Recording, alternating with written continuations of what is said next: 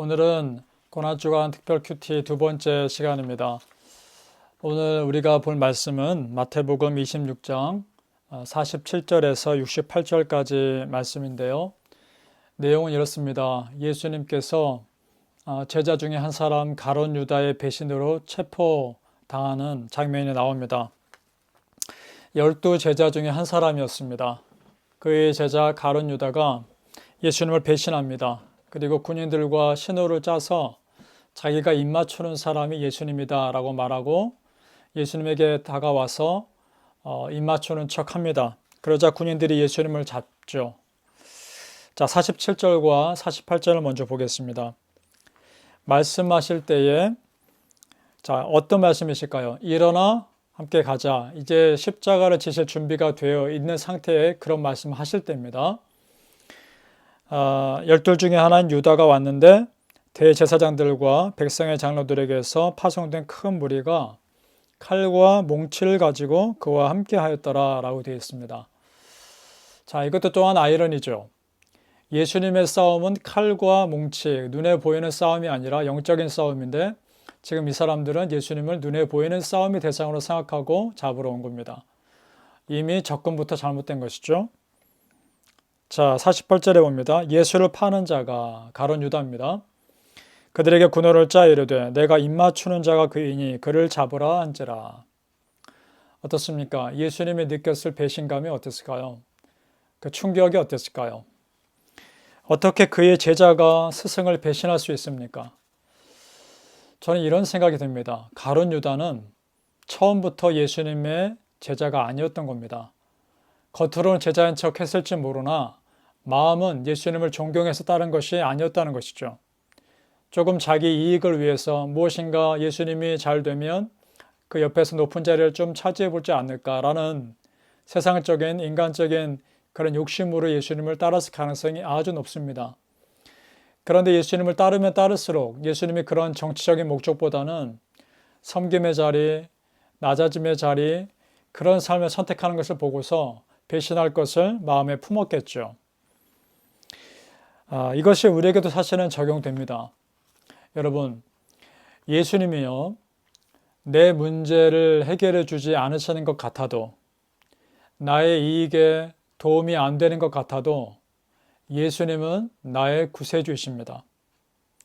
예수 그리스도께서 내 기도에 응답 안 해주시는 것 같아도 예수님은 나의 주님이심을 고백할 수 있어야 합니다.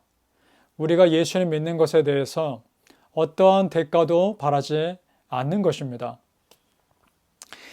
여러분, 예수 그리스도가 나의 구세주 되심만으로도 감사하지 않습니까?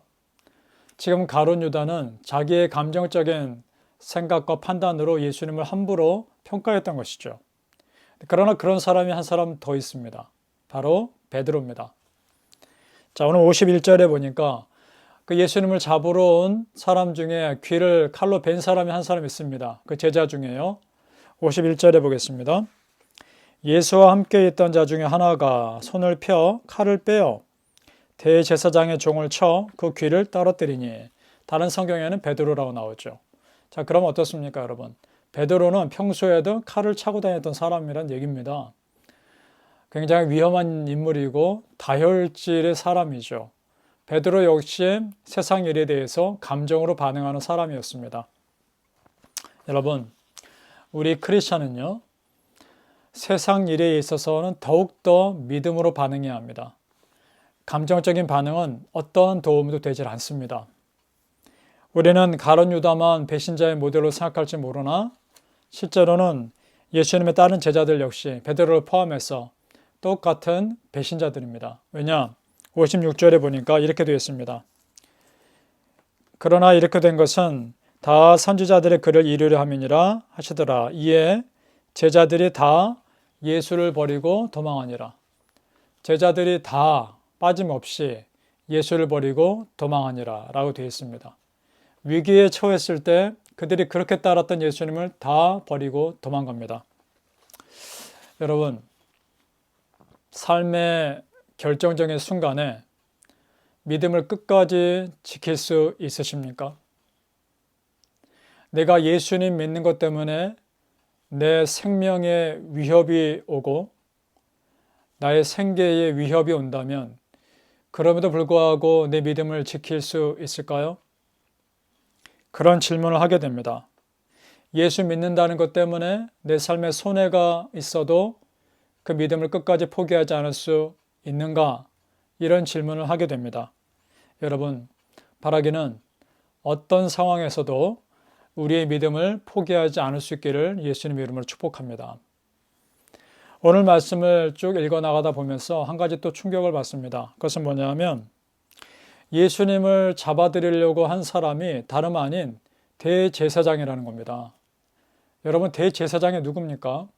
성전에서 온 이스라엘 백성들을 대신해서 제사 드리는 종교인 아닙니까? 성직자 아닙니까? 그런 사람이 정말 성전의 주인이신 예수 그리스도를 잡아들이려 했다는 것이죠. 그것도 아무런 증거도 없이요. 59절을 보겠습니다. 대제사장들과 온 공회가 예수를 죽이려고 그를 칠 거짓 증거를 찾으며 증거가 없었던 겁니다. 그래서 거짓 증거를 찾으려 했던 것이죠. 이것을 보면서 사람이 영적으로 어두우면 얼마나 심각해질 수 있는가를 생각해 보게 됩니다. 여기서 나오는 이 본문에서 나온 이 대제사장은 더 이상 참 예배자가 아니라 배부른 종교인으로 전락해버린 안타까운 사람이 돼버린 것이죠. 우리 정말 깨어 있어야 하겠습니다. 여러분, 내가 지금 드리는 예배가 내 진심에서 나오는 매주마다 드리는 새로운 예배인가? 매주 반복되는 예배이긴 하지만 정말 그 예배가 내 마음 깊은 곳에서 나오는 진심 어린 예배인가? 아니면 그저 종교적인 습관에 의해서 드리는 그런 예배인가? 한번 우리 스스로의 신앙을 점검해 보았으면 좋겠습니다. 그래서 예배 드릴 때 우리의 마음가짐과 자세가 항상 바른 마음과 바른 자세로 예배 드릴 수 있기를 소망합니다.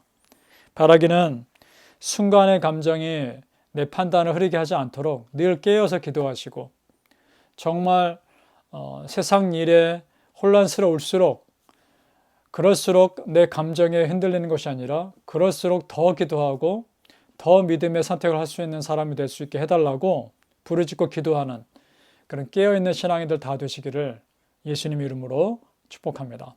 기도하겠습니다. 아버지 하나님,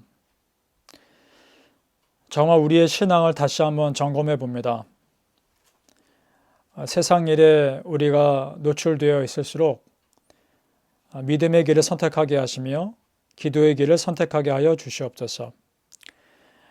아버지 하나님, 우리의 예배가 습관에 드리는 예배 되지 않게 하시며 매주 드려지는 이 예배와 매일 읽는 말씀과 기도가 그 순간에 진실함으로 드리는 그런 예배와 기도가 되게 하여 주시옵소서. 세상에 우리를 감정으로 흔든다 할지라도 우리는 믿음과 기도로 반응할 수 있는 그런 믿음의 사람들, 성숙한 신앙인들 다 될 수 있도록 축복하여 주시옵소서. 예수님 이름으로 기도합니다. 아멘.